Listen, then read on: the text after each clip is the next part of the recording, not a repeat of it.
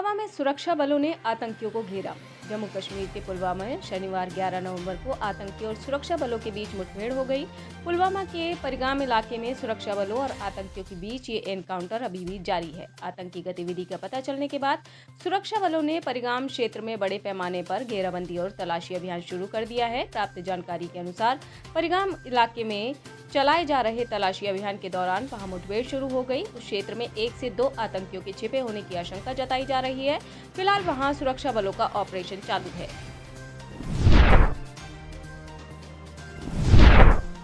BJP के संकल्प पत्र पर सिंधिया की पहली प्रतिक्रिया। मध्य प्रदेश विधानसभा चुनाव के तहत 17 नवंबर को मतदान कराया जाना है। इसमें अब महज 6 दिन का समय शेष रह गया है। इस बीच बीजेपी ने अपना चुनावी संकल्प पत्र जारी कर दिया है, जिस पर केंद्रीय उड्डयन मंत्री ज्योतिरादित्य सिंधिया ने कहा कि बीजेपी के नेतृत्व में मध्य प्रदेश बेमारू से बेमिसाल राज्य के रूप में परिवर्तित हुआ है और हम उसी सफर को जारी रखेंगे। बीजेपी नेता सिंधिया ने भोपाल में पत्रकारों से बातचीत में कहा, हमने स्वास्थ्य के क्षेत्र में 20,000 करोड़ के निवेश, आदिवासी समाज के लिए 3,000 करोड़ का निवेश, हर एक विभाग में IIT, एम्स, मध्य प्रदेश को नई ऊंचाई पर बीजेपी लेकर जाएगी।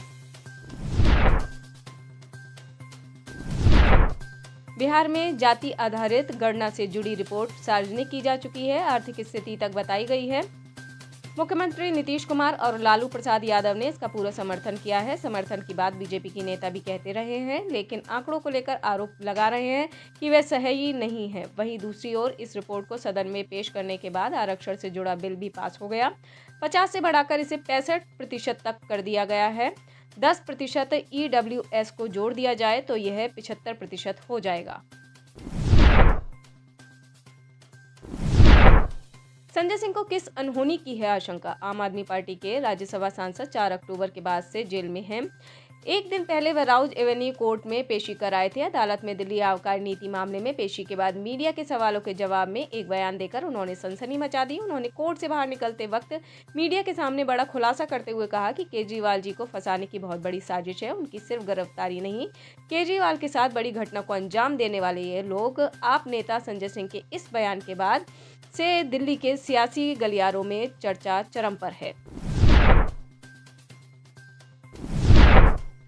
यूरिया संकट पर प्रियंका गांधी ने पीएम मोदी को घेरा। मध्य प्रदेश में यूरिया संकट को लेकर राजनीति शुरू हो गई है। कांग्रेस की जनरल सेक्रेटरी प्रियंका गांधी ने प्रधानमंत्री नरेंद्र मोदी का नाम लिए बिना आरोप लगाया है कि यूरिया के बोरे पर माननीय की फोटो होने के चलते चुनाव आयोग ने इसके वितरण पर रोक लगा दी है।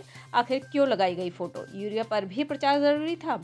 दरअसल राज्य के कई इलाकों में यूरिया का गंभीर संकट बना हुआ है। राज्य भर से खबरें आ रही हैं कि किसान सरकारी गोदाम में सुबह से लाइन लगाकर यूरिया हासिल करने की कोशिश कर रहे हैं। भरतपुर में नाकेबंदी के दौरान 41 करोड़ कैश जब्त। राजस्थान में आदर्श आचार संहिता लगने के बाद भरतपुर संभाग के इंटर स्टेट बॉर्डर पर की गई नाकेबंदी में 1 महीने में पुलिस ने लगभग 41 करोड़ 60 लाख कैश, चांदी, ज्वेलरी, अवैध शराब और अन्य सामग्रियां जब्त की हैं। विधानसभा चुनाव की घोषणा 9 अक्टूबर को हुई थी। चुनाव की घोषणा होने के साथ ही प्रदेश में आचार संहिता लग गई। इसके बाद 9 अक्टूबर से ही पुलिस ने इंटर स्टेट बॉर्डर पर नाकेबंदी की है। 1 महीने से चल रही नाकेबंदी में इस बार करोड़ों का कैश और अन्य निषेध सामग्रियों को जब्त किया गया है।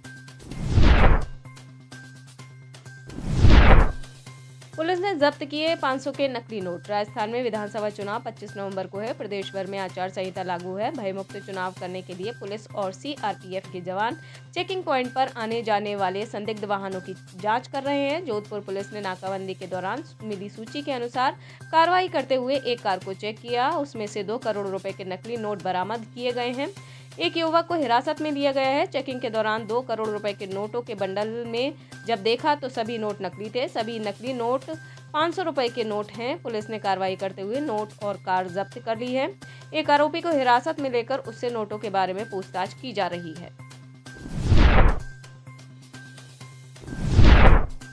सब इंस्पेक्टर ने 4 साल की मासूम के साथ किया रेप। राजस्थान में महिलाओं और बच्चियों के साथ बढ़ते अपराध थमने का नाम नहीं ले रहे हैं। यहाँ आम जनता के रखवाले ही हवस के भूखे भेड़िए बनकर घूम रहे हैं। दौसा से एक इंसानियत को शर्मसार करने वाला एक मामला सामने आया है। यहाँ राजस्थान पुलिस के सब इंस्पेक्टर ने 4 साल की मासूम बच्ची के साथ दरिंदगी की। बताया जा रहा है कि घटना के विरोध में राहुवास पुलिस थाने के बाद सैकड़ों लोग विरोध प्रदर्शन करने पहुंचे और आरोपी सब इंस्पेक्टर के लिए फांसी की सजा की मांग करने लगे। पाकिस्तान ने 80 भारतीय मछुआरों को किया रिहा। दिवाली से पहले पाकिस्तान सरकार की तरफ 80 भारतीय मछुआरों को रिहा किया गया है। अल्लामा इकबाल एक्सप्रेस ट्रेन में बैठाकर इन भारतीय मछुआरों को भारत भेजा गया है। भारतीय मछुआरे शुक्रवार को लाहौर पहुंचे थे, जिसके बाद इन 80 मछुआरों को बाघा सीमा पर भारतीय अधिकारियों को सौंप दिया गया। अटारी वाघा बॉर्डर के रास्ते भारतीय मछुआरों की वतन वापसी हुई। कांग्रेस नेता वडेट्टीवार पर भड़के मनोज जरांगे। मराठा आरक्षण कार्यकर्ता मनोज जरांगे ने शुक्रवार को कांग्रेस के नेता विजय वडेट्टीवार पर निशाना साधा है, जो अन्य पिछड़ा वर्ग के तहत मराठा समुदाय को आरक्षण देने का विरोध कर रहे हैं। विधानसभा में नेता प्रतिपक्ष वडेट्टीवार ने हाल ही में कहा कि महाराष्ट्र सरकार को मराठा आरक्षण के लिए जरांगे की 24 दिसंबर की समय सीमा से डरना नहीं चाहिए और ऐसा कोई गलत कदम नहीं उठाना चाहिए जिससे ओबीसी के साथ अन्याय हो। वडेट्टीवार ने मराठा युवाओं से जरांगे का अनुसरण करने के बजाय पढ़ाई पर ध्यान केंद्रित करने का आग्रह किया था। जरांगे ने आरोप लगाया, मराठा समुदाय जानता है कि वह अपना रुख कैसे बदलते हैं। वह हमें न्याय देने की बात करते हैं, लेकिन हमारे खिलाफ आरोप लगाते रहते हैं। दिवाली पर सूरजपुर में मिलावटी मावे का बाजार गर्म। त्योहारों का सीजन शुरू होते ही बाजारों में मिठाइयों की बिक्री बढ़ जाती है। होटलों में लोगों की भीड़ लगने के साथ सूरजपुर क्षेत्र में मिलावटी खोआ, दूध और अन्य खाद्य पदार्थों की आवक भी तेजी से बढ़ गई है। इन दिनों यहां सिंथेटिक दूध, मैदा, वनस्पति घी, आलू और अरारोट मिलाकर मिलावटी खोआ भी बड़ी तादाद में आने की आशंका के बीच स्थानीय जनों की चिंताएं भी बढ़ गई हैं। दरअसल सूरजपुर जिले में एक बार फिर सिंथेटिक खोए का व्यापार गर्म हो गया है। खोए की रंग बिरंगी मिठाइयों को देखकर हर कोई खोआ खा जा रहा है। जिले के ग्रामीण क्षेत्रों का आलम यह है कि यहां बड़ी तादाद में अभी से ही मिलावटी खोआ बाजारों में पहुंचने लगा है।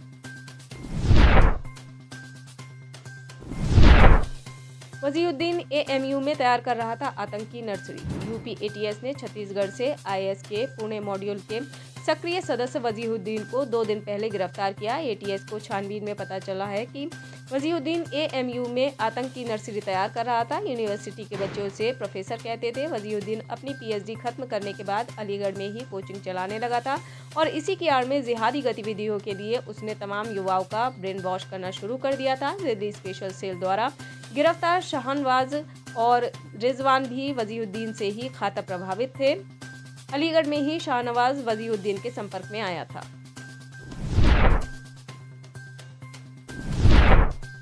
अपनी ही हत्या के मामले में दी गवाही। सुप्रीम कोर्ट में सुनवाई के दौरान एक ऐसा मामला सामने आया जिसे लेकर कोर्ट में हंगामा हो गया। दरअसल पिछले हफ्ते सुप्रीम कोर्ट में एक विशेष अनुमति याचिका की सुनवाई के दौरान अदालत में एक ऐसा लड़का पेश हुआ जिसकी हत्या के मामले की सुनवाई चल रही थी। पीलीभीत का रहने वाला एक 11 साल का लड़का सुनवाई करने वाली बेंच के सामने पेश हुआ। न्यायाधीशों को बताया कि अदालत में उसकी हत्या के मामले की ही सुनवाई हो रही है। उसने कहा कि केस झूठा है और मैं जिंदा हूँ। उसके पिता ने उसके नाना और मामाओं को उसकी हत्या के मामले में फंसाया है।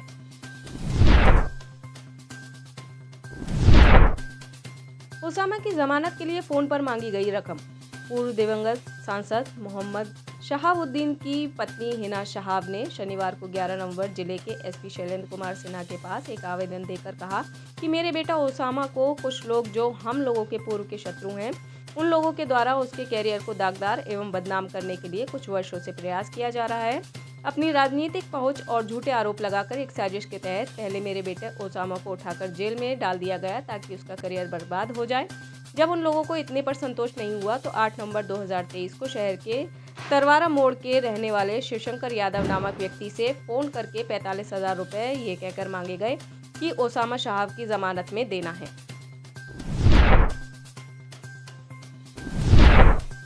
दिल्ली में दिए जलाओ पटाखे नहीं कैंपेन पर जोर। दिल्ली सरकार राजधानी में बढ़ते प्रदूषण की कवायद में कई उपायों को अपना रही है। वहीं विंटर एक्शन प्लान के तहत ग्रेड 4 की पाबंदियां भी लागू कर रखी हैं। इसके अलावा कई अभियानों को भी समय समय पर चला रही है ताकि दिल्ली के बढ़ते वायु प्रदूषण पर नियंत्रण पाया जा सके। इसी कड़ी में दिल्ली सरकार के पर्यावरण मंत्री गोपाल राय ने दिवाली पर दिए जलाओ पटाखे नहीं अभियान की शुरुआत की है, जिसके तहत लोगों को पटाखे के जहरीले धुएं से होने वाली दिक्कतों के बारे में जानकारी देते हुए दियों के साथ दिवाली मनाने के लिए प्रोत्साहित किया जा रहा है।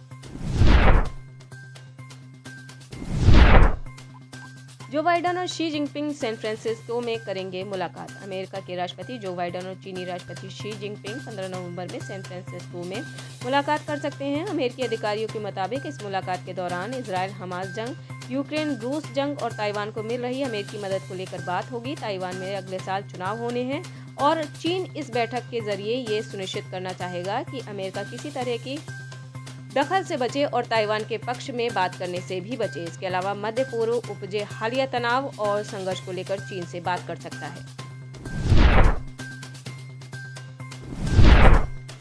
पुतिन का अजीबोगरीब फैसला। रूसी राष्ट्रपति व्लादिमीर पुतिन ने यूक्रेन में युद्ध के लिए भर्ती होने के फैसले के बाद एक दोषी हत्यारे को माफ कर दिया है। रिपोर्टों के मुताबिक व्लादिस्लाव कॉर्नियास नाम के शख्स ने अपनी पूर्व प्रेमिका की बेरहमी से हत्या कर दी थी। उसने अपनी पूर्व प्रेमिका को मारने के लिए 111 बार चाकू से गोदा। वहीं पुतिन की तरफ से आरोपी को माफ करने के बाद महिला अधिकार कार्यकर्ता अलियोना पोपोवा ने बुधवार को कहा कि जेल अधिकारियों ने कॉर्नियास को यूक्रेन की सीमा से लगे दक्षिणी रूस के रोस्तोव भेजे जाने की पुष्टि की है। 27 अप्रैल को राष्ट्रपति के आदेश की तरफ से उनकी सजा को खत्म कर दिया गया था। इमैनुअल मैक्रों ने इजराइल से की युद्ध विराम की अपील। इजराइल और हमास के बीच जारी जंग को 1 महीने से अधिक का समय हो चुका है, हालांकि ये थमता नहीं दिख रहा है। अब तक इजरायली हमलों में गाजा पट्टी में मरने वालों की संख्या 11,078 पहुंच गई है, जिनमें अधिकांश बच्चे हैं। ऐसे में गाजा की ताज़ा हालात को देखते हुए दुनिया भर के देश युद्ध विराम की अपील कर रहे हैं। इसी बीच फ्रांस के राष्ट्रपति इमैनुअल मैक्रों ने भी इजराइल हमास के बीच जारी संघर्ष को रोकने की अपील की है। गाजा को शब्दों की नहीं बल्कि एक्शन की जरूरत।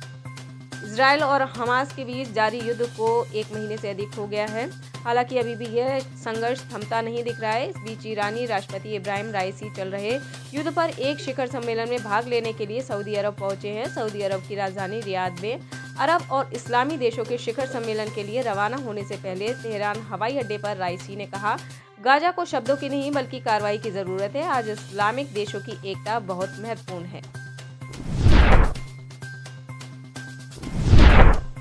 सिख व्यक्ति और उसके बेटे की गोली मारकर हत्या। कनाडा में गुरुवार को भारतीय मूल के एक सिख व्यक्ति और उसके 11 वर्षीय बेटे की गोली मारकर हत्या कर दी गई। यह घटना एडमोंटन शहर में एक गैस स्टेशन के बाहर गोलीबारी के दौरान हुई। शहर के पुलिस सेवा के कार्यवाहक अधीक्षक कोलिन डगसेन ने शुक्रवार को मीडिया को बताया कि 41 वर्षीय हरप्रीत सिंह उप्पल और उनके बेटे की गुरुवार दोपहर एक गैस स्टेशन के बाहर दिन दहाड़े गोलीबारी में गोली मारकर हत्या कर दी गई। आप इस खबर के बारे में क्या सोचते हैं, हमें कमेंट सेक्शन में बताएं। साथ ही ब्रह्मास्त्र न्यूज को सब्सक्राइब और शेयर भी जरूर करें।